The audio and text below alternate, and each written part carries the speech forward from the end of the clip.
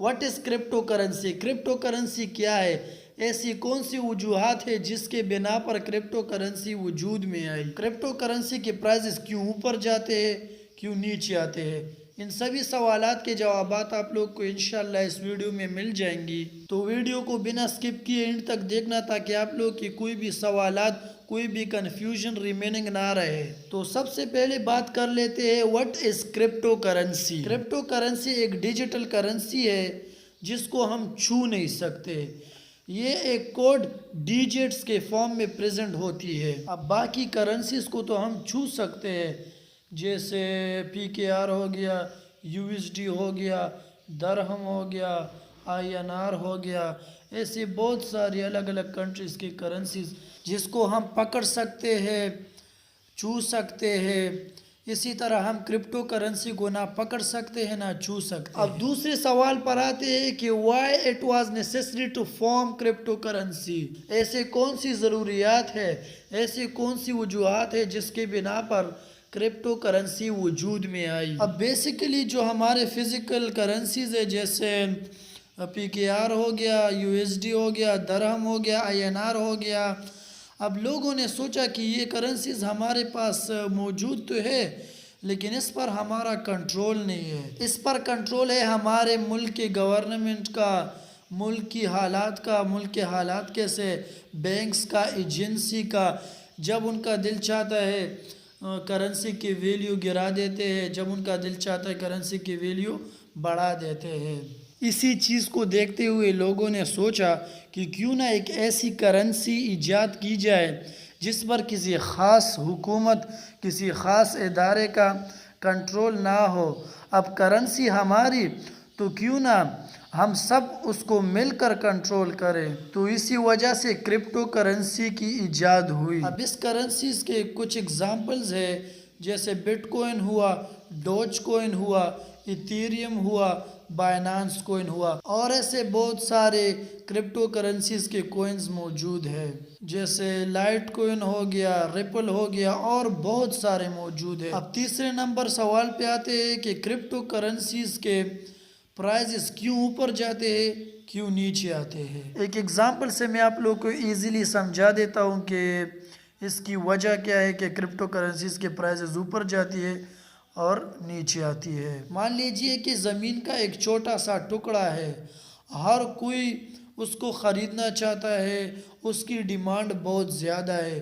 टुकड़ा तो एक है लेकिन बहुत सारे लोग उसको बाय करना चाहते हैं, ख़रीदना चाहते हैं। तो अगर एक बंदा कहेगा कि मुझे ये ज़मीन का टुकड़ा $1 मिलियन पर चाहिए, फ़र्ज़ करे, तो दूसरा वो और बढ़ा देगा, वो कहेगा नहीं मुझे बेच दो, $2 मिलियन ले लो लेकिन मुझे ये ज़मीन का टुकड़ा बेच दो।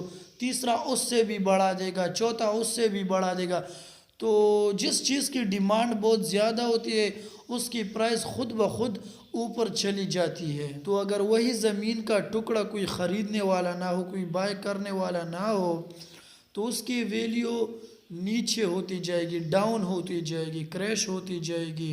उस ज़मीन का जो मालिक होगा वो उसकी प्राइस और कम करेगा, और कम करेगा, और कम करेगा, जब तक वो ज़मीन उससे कोई ख़रीद ना ले, कोई बाय ना कर ले उससे। अब इसी तरह क्रिप्टो करेंसी की प्राइसेस भी ऊपर और नीचे जाती है। वो कैसे? वो ऐसे कि जितने लोग क्रिप्टो करेंसीज में इन्वेस्ट करते हैं, क्रिप्टो करेंसीज को बाय करते हैं, जैसे बिटकॉइन हुआ, इथेरियम हुआ, BNB हो गया, रिपल हो गया। अब जितने लोग अब बिटकॉइन को बाय करेंगे उतनी ही उसकी प्राइस ऊपर जाती जाएगी, वो महंगा होता जाएगा। जितनी उसकी डिमांड होगी उतना ही ऊपर उसका मार्केट ऊपर जाता जाएगा और उसकी कीमत और प्राइस जो है वो धीरे धीरे बढ़ेगा। अब जब बिटकॉइन ऊपर चला जाता है, बहुत ऊपर चला जाता है, लोग अपना प्रॉफिट मुनाफा करके वो कॉइन्स सेल कर देते हैं, बेच देते हैं। तो जितने ज़्यादा बिटकॉइन सेल होते हैं तो फिर उसकी मार्केट वापस नीचे गिरने लगती है, तो फिर उसकी प्राइस और कीमत जो है वो कम हो जाती है। तो जब लोग सेल कर देते हैं, जब मार्केट नीचे आती है تو نیچے بائرز انتظار کر رہے ہوتے ہیں. جب بائرز کوئنز خرید لیتے ہیں تو وہ واپس مارکیٹ کو اوپر لے جاتے ہیں. اس کی پیچھے صرف یہ ایک وجہ نہیں بلکہ اس کی پیچھے بہت سارے وجوہات ہیں جس کے ذریعے کرپٹو کرنسی کا مارکیٹ اوپر جاتا ہے اور نیچے آتا ہے. اب یہ کرپٹو کرنسی بھی لمیٹڈ مقدار میں ہوتی ہے، لمیٹڈ کوانٹٹی ہے اس کی. اب جیسے بٹ کوئن کو اگر ہم لے لیں تو 21 ملین سے زیادہ بٹ کوئن مائنز نہیں ہوں گے. اب مائن کا کیا مطلب ہے؟ جیسے گورنمنٹ بینکس وغیرہ میں پیسے چھاپتی ہے اسی طرح بٹ کوئنز یا کرپٹو کرنسیز مائن ہوتی ہے.